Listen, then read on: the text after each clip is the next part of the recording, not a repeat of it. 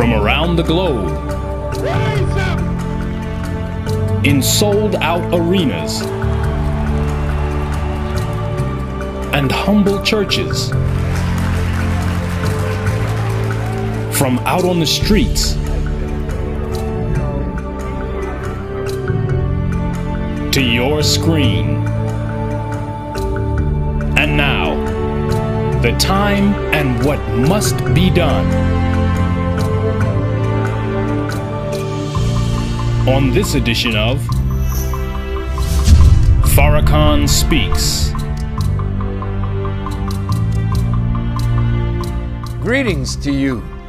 I am Minister Louis Farrakhan, National Representative of the Honorable Elijah Muhammad, that great preacher of freedom, justice, and equality to the black man and woman of America and the Western Hemisphere, and to the aboriginal people of the earth. He is the eternal leader of the nation of Islam and a warner to the government and people of the United States of America and the nations of the earth. By the grace of God, I am so pleased to be back before these cameras and microphones once again to bring you another part of a nation kneeling down before its record and God saying, "And you will be requited for what you did." In the Bible, it talks about a time of betrayal. And I mentioned in last week's broadcast all the betrayals of the so-called friends of America, assassinating their friends. And there was one that I missed, maybe a couple, but I was in the former African nation of Zaire on my African tour. And the president of Zaire, Mr. Joseph Mobutu, came to the airport to meet our delegation, and our chartered jet was late, but he waited a long time. And when we finally arrived, they whisked us away to his palatial retreat. And there he had a great evening for us, and then he took me away in a private room. And he said to me in a very sad tone, he said, "Brother Farrakhan, I did everything for America, and they won't even talk to me. They kicked me to the curb." What could I say to my poor, deceived brother? And what can I say to you, my beloved brothers and sisters who are being enlisted now in colleges, in black colleges, to be a part of the CIA, to be a part of the FBI? These wicked elements that have done so much harm to the rise of black people and others in America. Have not you betrayed those who became your snitches, became your informers? Why, America, would you contract the Mafia, known gangsters, to kill President Castro? What was the quid pro quo? What did you give the Mafia in exchange for the Mafia's willingness to assassinate a head of government for you? And you don't want me to invite to a table of unity gang members in Chicago? You lied and said Farrakhan wants them to be used to protect whatever we purchase. That is false. We are very well able to do that ourselves. No, they are our family. And we wanted to invite them to the table to give them a role to play in the rise of our people. Well, Salvatore Giancana, the chieftain of Cosa Nostra, the Mafia, and the successor to Al Capone, well, he met with some of his colleagues at the Fontainebleau Hotel in Miami Beach. Giancana suggested that rather than try to shoot or blow up Mr. Castro, some type of potent pill that could be placed in Castro's food or drink would be much more effective. He said a corrupt Cuban official named Juan Orta, who was in debt to the syndicate and had access to the Cuban leader, would carry out the poisoning. The CIA subsequently obtained and supplied 6 pills of high lethal content to Orta, but after several weeks of abortive attempts, Orta demanded out of the operation. Are these kinds of wicked acts still being perpetrated by the FBI now? Because the FBI under J. Edgar Hoover in the Church Commission hearings, they brought home every wicked trick that they used to destabilize nations and put nations at odds with each other and people within nations at odds with each other. They brought those tricks home to America to use it among black organizations that were struggling to better the quality of life of black people in America. Well, you know, this Cuban official owed something to the syndicate. You that are listening to this broadcast, what do you owe? You that want to shorten your prison time for evil acts that you do, you would go to court and lie for those in authority to put your brother under the table or in a jail cell? Remember how he treats his friends. I feel sorry for you, snitches. I feel sorry for you that would do the bidding of your enemy and mine. But I warned you last week, what you planned for us, you've already planned it for yourself. All of this happened during the Kennedy administration. Additional proof of this is a book published in 2013 by journalist Bill Dean called Smooth Criminal.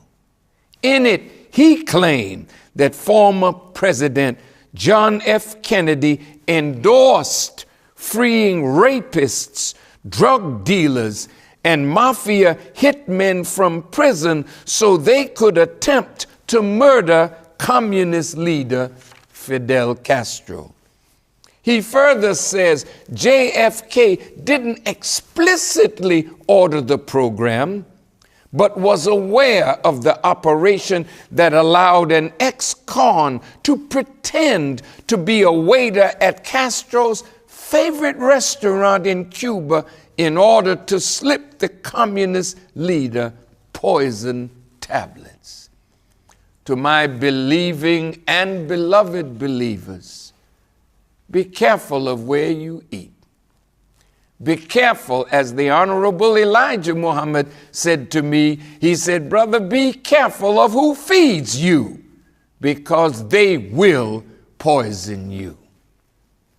Well, if that's for me, that's for you that believe and want to help me in this great mission of the resurrection of our people. So don't eat out so much and make it regular so that a waiter can be slipped in to poison you and then vanish.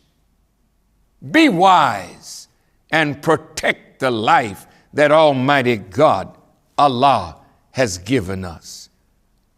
America, those whom you were persecuting and prosecuting, the Mafia, you would go to them and ask them to kill Castro.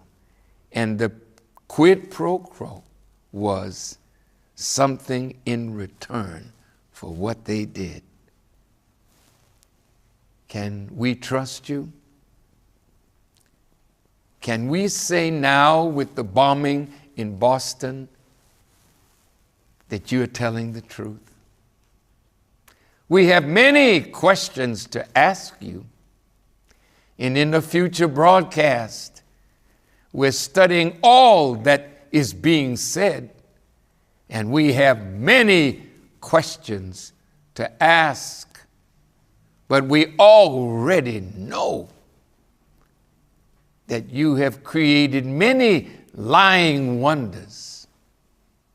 Is this another one? What would make you close down a whole city? Even close airspace and put 9,000 soldiers of various organizations of security into Watertown? What made you act like that? Well, these are some questions, because you certainly had a deeper motive. Were some of your contractors present? Did they have backpacks on? We'll be back at that one. But I'm saying to the American public, you are always duped.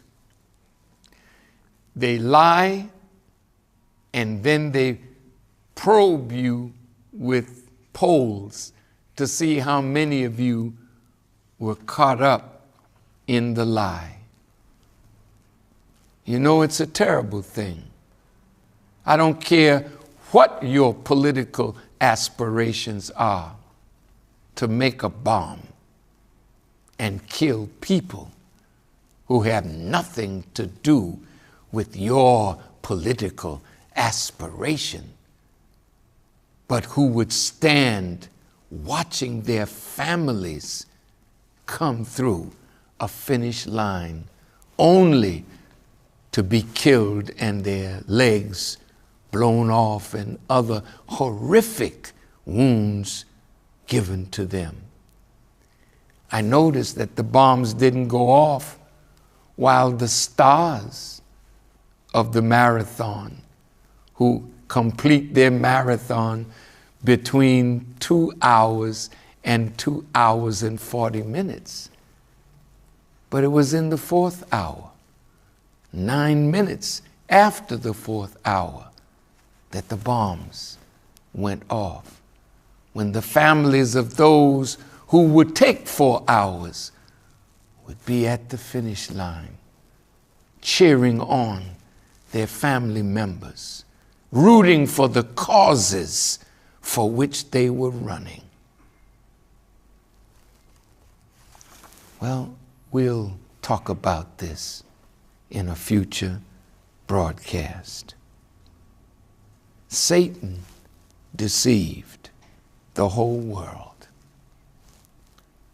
Shouldn't you look behind everything that a natural liar speaks? If Satan deceived the whole world, don't you think we are in the world and can be deceived with lying wonders? You should wake up and look behind everything that a mischief-making liar brings before the American public through a controlled media. Satan is the father of lies. In the King James Version of the Bible, and by the way, some of you said, you here quoting the Bible. Yes, I am. And when I quote it, what you do, you go find what I quoted and see if what I'm saying is correct, but the exegesis of what I'm giving you is what God himself has taught the Honorable Elijah Muhammad. The Messiah is not a man that just knows the Quran. The Quran says of the Messiah, he will be taught the book and the wisdom, the Torah and the gospel. So do not be excited if I quote the Bible or the Holy Quran or the Old and New Testaments and the wisdom of these books, because that is the representation of the wisdom of the Honorable Elijah Muhammad. Jesus said unto some of the Jewish people to whom he was speaking, he said, if God were your father, you would love me.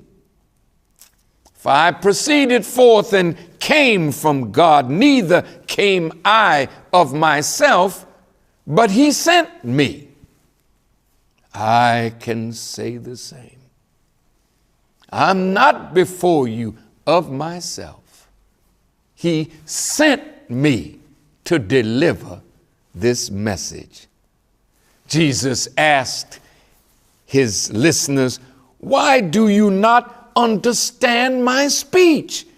Even because you cannot hear my word.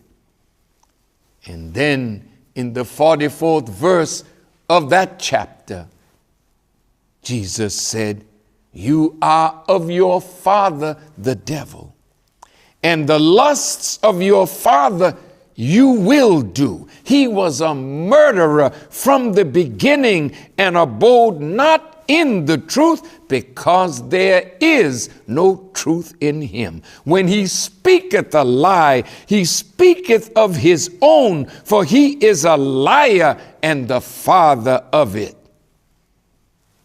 And because I tell you the truth, you believe me not. Jesus gave up on the Jews of his time. He said, my word has no place in you. I have sat down with you. I have broken bread with you. We have dialogued together, but what I say, it makes no difference. The truth that I speak to you, you call it hate. Farrakhan is a hater. Farrakhan is an anti-Semite. Well, next week, if it is the will of Allah, my subject will be, will the real anti-Semite please stand up? And we'll see who the real anti-Semite is, because it certainly is not I. But we will put the shoe on the foot to whom it belongs, and we will pin the tail on the donkey. Look at what Jesus said about this man. He's a liar and the father of lies and a murderer from the beginning.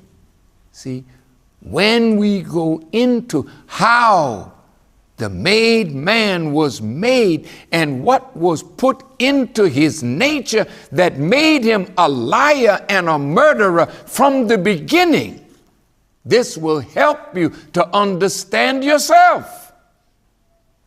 And there's still a chance for you. But it is only the great Mahdi who can bring you out of the nature of your making and reshape you, that you may be fit to live in the Sabbath of the Lord. He said, I came to tell you the truth, and now you seek to kill me, a man that has told you the truth. See, when I read some of your filthy and vile language, this is what shows that you are bereft of argument. Well, let's go on, because these desert creatures are the ones that are in power in the Western nations, and you that are in the Middle East that are a part of the Babylonian Empire, I hope that you are not becoming a jackal, a hyena, a wild goat, or an owl, or a nocturnal bird of prey. I want you to look in the mirror as we go on. A desert, any area in which few forms of life can exist because of lack of water, permanent frost, or absence of soil. Synonyms are a wasteland, a barren wilderness. A desert is this kind of place because there's no life in it. Well, if you hide the truth and mix up truth with falsehood, water in the scripture is also symbolic of truth, because no life can exist without water, and no people can enjoy what God has made of them or made them to enjoy without truth. So we are told, call to the way of your Lord with justice and in good voice.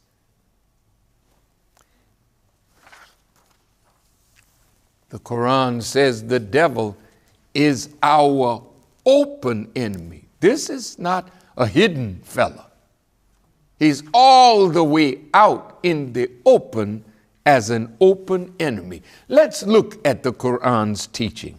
O you who believe, enter into complete peace and follow not the footsteps of the devil, for surely he is your open enemy. The devil is not a spirit. The devil is a human being whose spirit and the energy of his life is giving to lying, stealing, and murder. Again, the Holy Quran says, O you who believe, follow not the footsteps of the devil. Again, footsteps. Well, you can't make a step without a foot. So this is a human being with feet that make a path, and God is telling us not to follow in the path of this mischief-making bloodshedder. For surely, the Quran says, he commands evil and indecency. And then it goes on to say, and were it not for Allah's grace on you and his mercy, not one of you would ever have been pure. But Allah purifies whom he pleases, and Allah is hearing and knowing. And in another place in the Quran, in the 17th surah chapter, the 53rd verse, and say to my servants, speak what is best. Surely the devil sows dissensions among them. The devil is surely an open enemy to man. This is an admonition to his own servants or Muslims. The enemy is among us, sowing the seeds of dissension among us. The open enemy of us is among us, pitting one against the others. So believers, argue with the people with that which is best, and never curse people or enter into vile discussions. That is the way you must argue, because you represent God.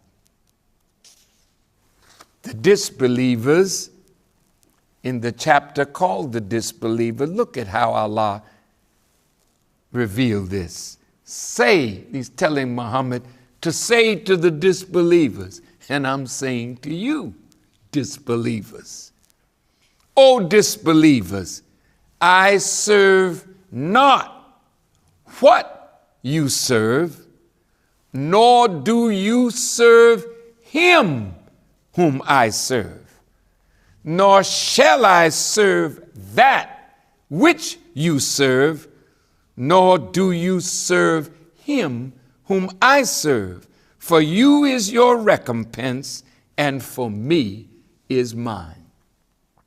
I represent God. I represent the Christ. I represent the Messiah. I represent the Mahdi that is in the world. These are living men, anointed with power by the originator of the heavens and the earth, to end this world and to bring in a world of peace, freedom, justice, and equality, where we all can live together in peace. Now look at this picture of Uncle Sam as a snake wrapped around the world. Are you sure that the head of the snake is one that you wish to have as your friend? Do you think that he's a good counselor to you? Do you think that when he gets my talented brothers and sisters in music, in sport, in play, that he's giving you good counsel? Why do you always end up broke and broken, but your accountants go on to wealth and power? Your lawyers go on to wealth and power. Your agents go on to wealth and power, while you go to jail or to the grave with nothing. You've taken them for friends. Listen to what the Holy Quran says about taking such an enemy for a friend. O you who believe, take not my enemy and your enemy for friends. Would you offer them love while they deny the truth that has come to you, driving out the messenger and yourselves, because you believe in Allah, your Lord? If you have come forth to strive in my way and to seek my pleasure, would you love them in secret? And I know what you conceal and what you manifest. And whoever of you does this, he indeed strays from the straight path. For if they overcome you, they will be your enemies, and will stretch forth their hands and their tongues towards you with evil. And they desire that you may disbelieve. I have met the great ruler of Qatar, the Emir.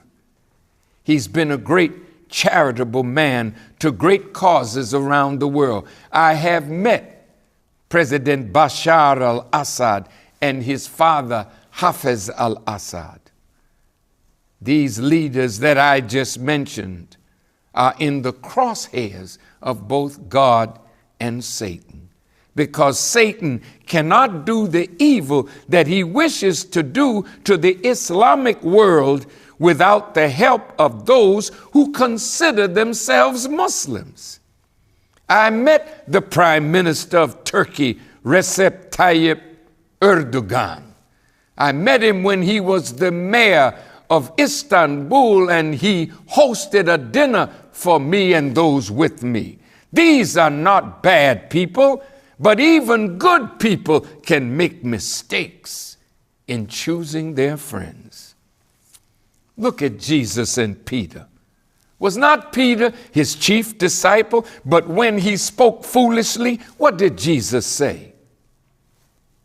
He didn't say, "Get thee behind me, Peter." He said, "Get thee behind me, Satan," because Satan can come out of the mouth of your mother or your father or your best friend. So today, in this time of darkness, when jackals are in high places, when hyenas are in high places, when wild goats and their kids are raising hell, when owls, this nocturnal bird of prey, is at work, be careful who you take for your friends.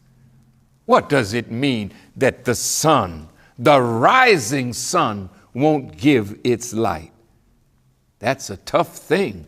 The rising sun is at the end of the darkest hour, and sometimes the clouds in the east are so thick it obscures the light of the rising sun, and the moon and the stars and their rising constellations, they will not give their light. This is telling you that darkness will spread so strong that it will obscure the light of the rising sun. It will obscure the stars and their constellations and the moon. It's not talking about the star in the heaven or the sun. It's talking about the lights of divine scholarship and knowledge that are in the people. It will be covered. And even the light of your brother.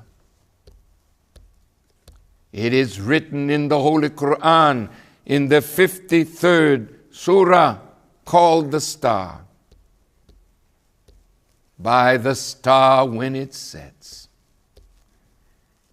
And if you read the footnotes of Maulana Muhammad Ali's translation of the Quran, when the star sets the Pleiades, there will be many great calamities. And I'm here to tell you that when I stop preaching, I have given you the warning. I have given you, by the grace of God, what must be done by the government of America, by us as black people, by the leaders and the people of the world. It's not on me anymore. After I have done my job, he will take me away from you, and then death and destruction will follow my absence. This is why it is written that we should take refuge in the Lord of the dawn. Refuge is a shelter or protection from danger. Refuge is something that protects you, that gives you aid and relief or a means of escape.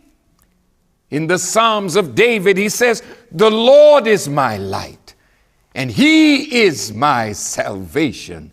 Of whom then shall I be afraid?" Well, in the Quran, Allah says to the believer, "Let not the believers take the disbelievers for friends rather than believers, though they be your near of kin. And whoever does this has no connection with Allah except that you guard yourself against them, guarding carefully, and Allah cautions you against his retribution, and to Allah is the eventual coming." This verse or ayah tells us that our family members who don't believe, we have to guard ourselves because they could easily be deceived by the enemy in a time like this. When the enemy comes to your family members, the FBI visits your home, and shows a picture of someone in your family and asks, do you know this person? This is only to frighten you away from the truth that a member of your family may have accepted. This next part of our broadcast is communism is not a problem for America. America doesn't have any aversion to doing business with communist nations. She does business with China. In fact, China is one of the greatest trading partners of America. If Walmart wouldn't go to China to get products, maybe Walmart would not be the strong corporate entity that she is. So many business people from America are having their products produced in China. America, you don't have a problem with her communism that it stops you from doing business. You fought Vietnam and they prevailed. They drove you out. Now it's one nation, not North and South. But aren't you there? Don't you have those that fought in Vietnam going back to the areas where they fought now with friendship? Don't you have Vietnamese that you brought from South Vietnam and they are citizens of America? But they love their country. Aren't they here? And even though Russia now has voting and the appearance of some democratic processes, it still has a strong communist political presence. So if America has no problems with friendship and doing business and trading with communist nations, but 90 miles from America is a nation called Cuba. The Spaniards, who were a part of the criminal enterprise of the transatlantic slave trade, brought many Africans to Cuba, as the Portuguese brought many Africans to South America, particularly Brazil. Why then are you so upset with Cuba that you would blockade Cuba for 54 years? She has been under the withering heat of America's blockade and hatred of Castro and his Cuba. What did Mr. Castro do that makes you hate him so? Let us see. What is it about socialism in Cuba that makes Cuba persona non grata for America for all these years? According to the demographics of the original people in Cuba, they say about 68% of the Cuban people are black and mulatto, maybe more. I have discovered in my travels throughout the world that hiding the black reality is part of the white strategy of supremacy. The original people in Egypt, Syria, Cuba, Saudi Arabia, Argentina were all people of color. But when they send their representatives of the ruling party to America as ambassadors, they send white representatives of their people.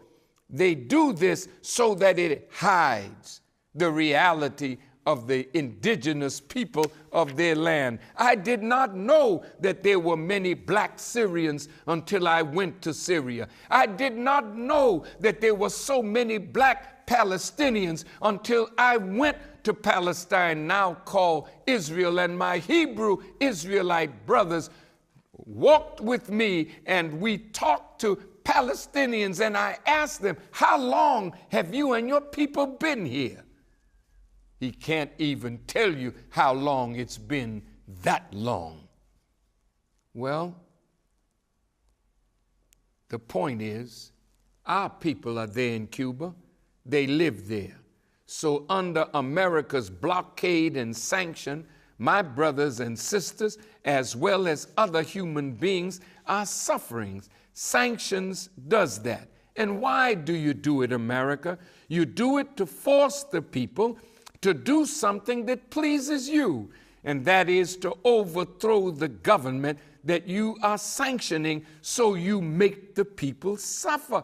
this is what you're doing to Iran.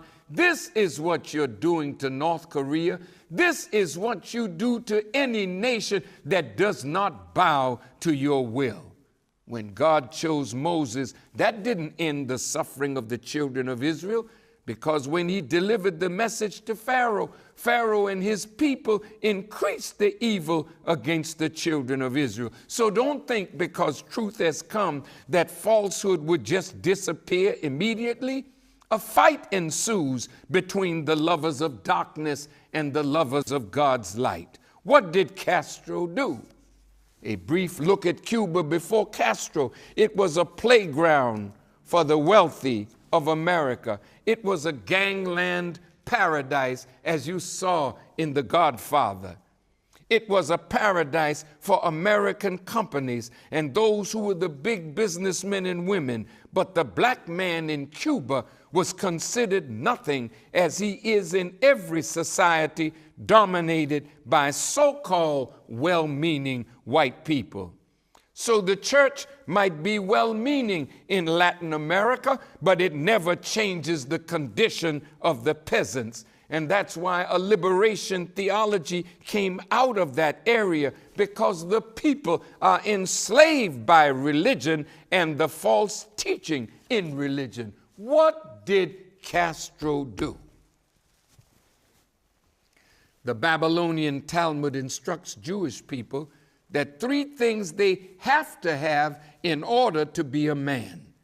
You must have land or real estate, you must have cash, and you must have those who will work your land. If you own land, then you must have those that work the land. Since you don't work the land, you are the owner. So the Talmud makes the Jews to have a covenant relationship with the land, mainly the land called Israel or Palestine, which maybe we'll touch in next week's broadcast. So when Fidel Castro rose to power, not as a white man, but as a mestizo, a white-looking man, but of color, who felt the pain of the common man in Cuba. When he overthrew Batista, he instituted agrarian land reform and nationalized land and business. 90% of the Jewish people that were on the island of Cuba left Cuba and came to Florida and other parts of America, but mainly Florida. And there, the hatred of Castro took palpable form. Not only did these Jewish Cubans regain wealth and power, they became so powerful that politicians now needing the votes of Florida in the Electoral College, none of these politicians want to do that which would anger those in Florida, nor do they wish to help establish a better relationship with Cuba. All Central America and South America is awake now, and they are angry with America, not only because of your treatment of them, but because of your treatment of Cuba. And if you want friendship with South America and Central America, you're going to have to adjust your policy towards Cuba. That is what you must do. The time requires it. In the book of Revelations, a dragon stood on the shore of the sea, and I saw a beast coming out of the sea. It had 10 horns and 7 heads with 10 crowns on its horn, and each head a blasphemous name. And in Revelation 17, there came one of the 7 angels which had the 7 vials, and talked with me, saying unto me, Come hither, and I will show unto you the judgment of the great whore that sitteth upon many waters, with whom the kings of the earth have committed fornication, and the inhabitants of the earth have been made drunk with the wine of her fornication. And the 10 horns which thou sawest are 10 kings, which have received no kingdom as yet, but receive power as kings 1 hour with the beast. And the 10 horns which thou sawest upon the beast, these shall hate the whore, and shall make her desolate, and make it naked, and eat her flesh, and burn her with fire. Oh, my beloved brothers and sisters, the scholars universally agree that the 7 heads represent the 7 hills upon which Rome sits, and the 10 horns represent 10 independent governments, and a beast rising up out of the sea means a great power rising up out of the navy. The prophets didn't even give this world the respect of calling them human beings. It called them beasts. Many of you scholars have said that the 10 horns represent the 10 countries of the common market. But the Honorable Elijah Muhammad said, no, sir. He said those 10 horns represent 10 governments in Central and South America, which would give their power to the beast for a season. Then they will hate the whore and make her desolate. So now you see in Central and South America a growing movement toward socialism. Let me point out something to you that we mentioned to President Clinton. If you really think American democracy is great as a Christian, then let your light so shine before men that they may see the good of what you represent and glorify your Father which is in heaven. But you are trying to force nations into your sphere, and this will get you hell and them hell with you. So they will accept you as a guide for them. Well, Castro's cry is socialism, and that is the fear of the Babylonian Talmudic Jews who own tremendous hectares of land, not only in Central and South America, but also in Africa and Asia and throughout the world. So socialism or communism is a doctrine they have to fight because it ends their wealth and their power. Wherever socialism rises, capitalism begins to die. The Honorable Elijah Muhammad said to me that communism or socialism is the last stage of Western governance before the entrance of the kingdom of God. So the international Jew is affected by the rise of socialism. So it is in their DNA to fight anything that will raise the common man. This is why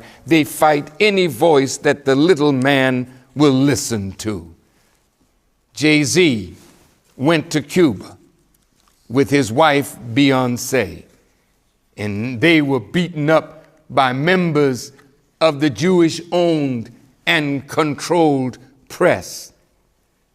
And I like his open letter song. He said, I done turned Havana to Atlanta. Boy from the hood, but got White House clearance. Politicians never did manure for me, except lied to me and distort history. Want to give me jail time and a fine. Well, fine, let me commit a real crime. Let me say, Brother Jay-Z, beloved, you already committed a great crime when you went there, when you met with your people, when you spoke the strong words that you have just spoken. Well, you did. You don't need to do any real crime, because your standing up like a man for a principle is crime enough. What did you say? Y'all almost want to start a revolution. I'm in Cuba. I love Cubans. This communist talk is so confusing when it's from China, the very mic that I'm using. The world's under new management. Hey, so true. Well, there's a picture that will come up on the screen. It's de Gaulle talking. And look at what he's saying. And you'll see the picture of Elijah Muhammad there. He says, my countrymen and fellow crooks, this fellow, he's giving us the bad name, the devil. We must liquidate him so that we can devote our time towards the development of a glorious future. And look who's in the picture. Elijah Muhammad, Nelson Rockefeller, Moshe Dayan, the young man that was over the Watergate Commission. Look, they had the nerve to put this in a magazine telling you that it is one man and his truth that is ending their world. Well, America, when you saw people coming from Europe and other places visiting Cuba, resting on the beaches of Cuba, bringing hard currency to the hotels of Cuba, out of Miami came sabotage, assassinations, terrible killings, blowing up airplanes filled with people. You did this. You sanctioned this. Blowing up hotels, killing tourists. You did this. So killing people is not something that you don't do. They, out of their love for Cuba, came to America. Cubans who loved Cuba and lodged themselves in Florida to see what was being done against their Cuba by Cuban Americans, or as Gloria Estefan says, Jubans. What were the Jubans doing? They are busy. In a 2010 article entitled The Silent War Against Terrorism by Jane Franklin, dealing with the history of America's efforts to assassinate President Fidel Castro, she comments on the Cuban Five. She comments that there were over 600 attempts on the life of Fidel Castro. She comments on G2, the intelligence arm of the Cuban revolutionary people, who thwarted all of these attempts to assassinate Fidel Castro. And when Americans were invited to Cuba and they were shown all of the intelligence that these Cubans had gathered against American Cuban terrorists that were trained in Fort Benning, Georgia, trained in assassination, trained in sabotage, trained in how to make bombs, trained in making mischief. You trained them and sent them to do this evil and hid your hand as though you said or did nothing. Well, the Cuban Five are now languishing in prison. Gerardo Hernandez, Antonio Guerrera, Ramon Labuñino, Fernando Gonzalez, and Rene Gonzalez were tried, and convicted in Miami, where you know they could never get a fair trial. 14 journalists were used. 14 in Miami, paid by the CIA. Now an appeal to President Obama. President Obama, you are descendant from the people of light. This is what made you so attractive to the entire world. But you are surrounded by jackals, by hyenas, by nocturnal creatures, by wild goats, and they want to use you as the instrument of their wicked, wicked aim and policies and desire for the rest of the world. And if you don't follow their aim, they will try their best to assassinate you. I know you are in between a rock and a hard place, my brother. But God is still God. God protects me from them, and He will certainly protect you if you put your trust in Him. You, my brother president, have to come back to God, not using His name as a shield, but come back to the God that is the best part of your nature, and be yourself. And then stand up against those who would have you attack those who have done you no harm, and you know it. You are from the God of righteousness, and that beauty in your soul is what has made the world come to your door. You are potentially a very beautiful man, but you are surrounded by these nocturnal creatures.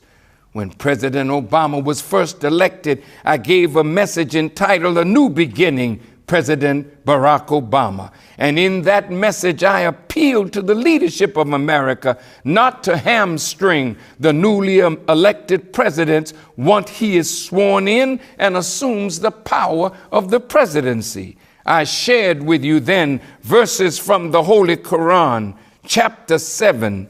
And to Thamud, we sent their brother Saleh.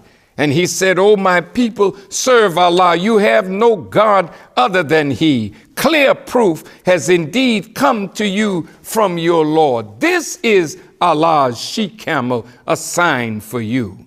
And when they hamstrung the she-camel and revolted against their Lord's commandment and said, "Saleh, bring on us what you threaten us with if you are of the messengers." So the earthquake seized them, and they were motionless bodies in their abode. And as we see here, the wicked did hamstring Allah's she-camel, and forces within America at every turn are hamstringing President Obama from doing what I believe is deep within his heart to make America a better America and make the world a safer place to travel. Thank you for not following Israel's scientists. Thank you for asking the United Nations to investigate the charge that the Assad regime is using chemical weapons. Be warned, America. What is on the way to you is a great earthquake like it happened to Sodom and Gomorrah.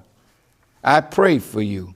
I ask God to bless you, Brother President, and keep you from the snare of the nocturnal creatures that surround you.